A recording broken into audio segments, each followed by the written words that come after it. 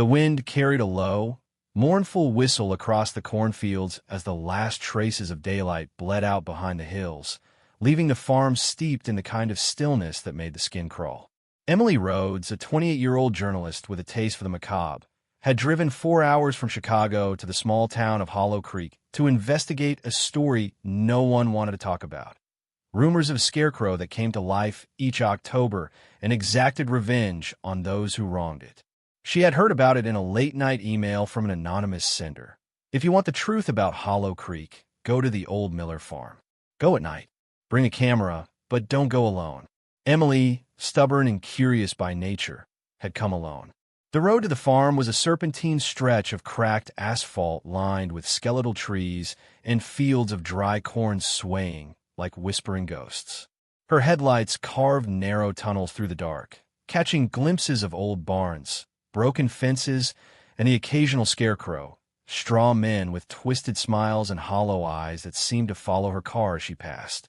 She parked near a rusted gate, grabbed her camera, and stepped into the heavy silence.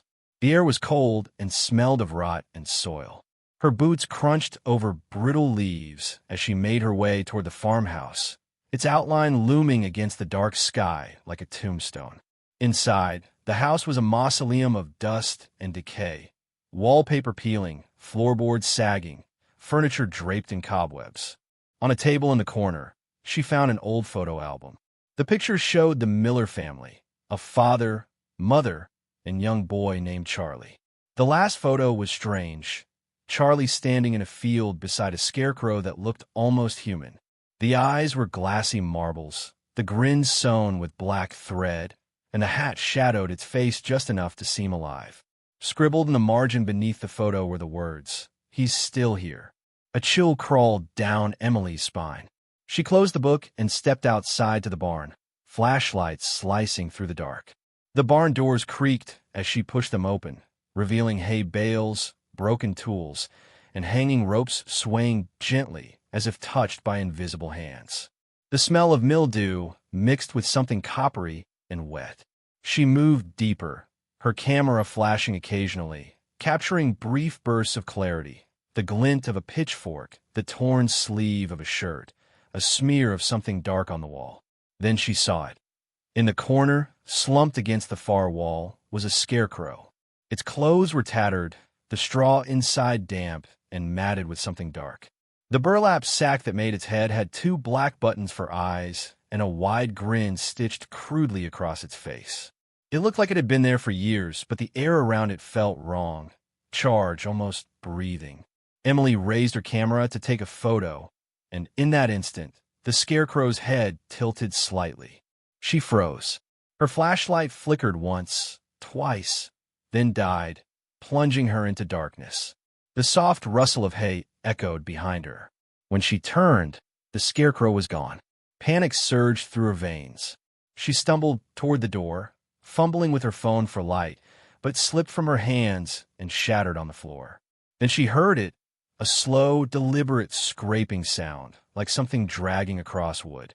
From the shadows at the back of the barn, the scarecrow stepped forward, its limbs jerking like a puppet's, straw spilling from the seams of its coat.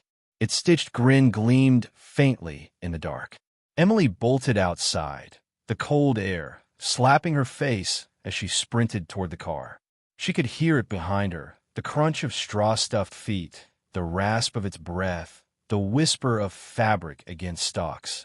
She reached her car, yanked the door open, and slammed it shut, fumbling for the keys.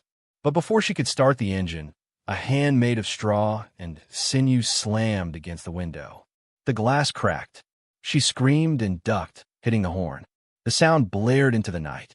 Then silence. When she looked up, the scarecrow was gone.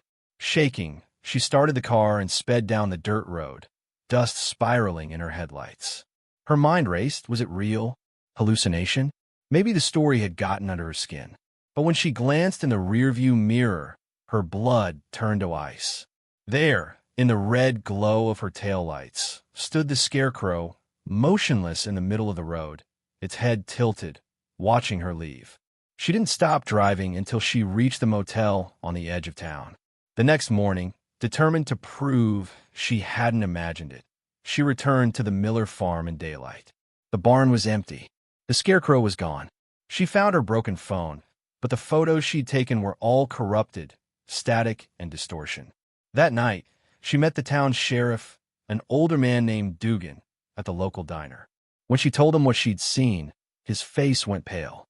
"You should have stayed away from that farm," he said. "That's where it happened. 30 years ago." He told her the story. Charlie Miller was a boy with a learning disability, often bullied by the townsmen. One Halloween, they accused him of hurting a girl, something he didn't do. The mob chased him into the fields, where he hid inside the Scarecrow's post. They shot him there, thinking it was justice. Later, the girl was found safe, untouched. When the truth came out, the men buried Charlie's body beneath the Scarecrow and swore never to speak of it again. But every few years since then, when the harvest moon rises and the fields turn red, someone connected to the mob dies, found impaled on posts, stuffed with straw, mouths sewn shut in a twisted grin. Dugan lowered his voice. "We thought ended, but if you saw him, maybe he's not done." That night, Emily sat in her motel room, replaying the sheriff's words. She decided to leave town at dawn, but as she packed, the power went out. The television flickered to static, and through it came a distorted voice. "He's still here." The air grew heavy, smelling of dirt and decay. The curtains rustled, though the windows were shut. She turned toward the mirror, and there, reflected behind her, was the Scarecrow, standing in the corner of the room. She spun around. Nothing. Her breath came in sharp gasps. Then, from under the bed, a hand shot out, grabbing her ankle. She screamed, kicking free, stumbling toward the door. But the Scarecrow rose from the shadows, towering, its burlap face inches from hers. It reached out with straw-filled hands, pressed one finger against its stitched lips, and whispered in a rasping voice, "Say-ch-ch-ch, it's harvest time."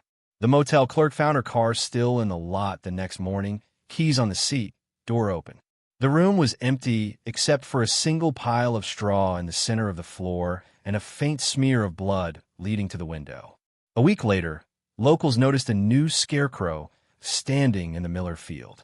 It wore Emily's jacket, her press badge hanging from its chest, and its burlap face bore a wide, familiar grin.